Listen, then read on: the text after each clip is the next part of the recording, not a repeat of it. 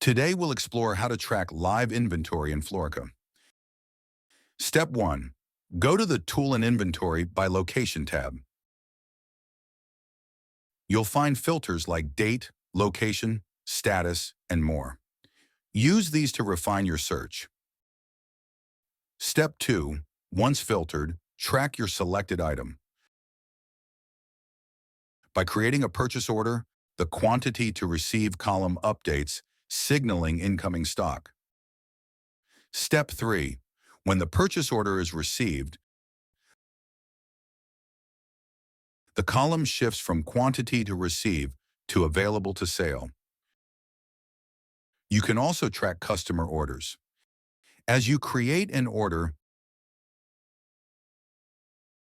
it updates either the sold quantity or backorder quantity columns based on product availability. Finally, you can email live inventory reports to customers, keeping them updated on stock levels. This process simplifies inventory management, ensuring you always stay ahead of needs.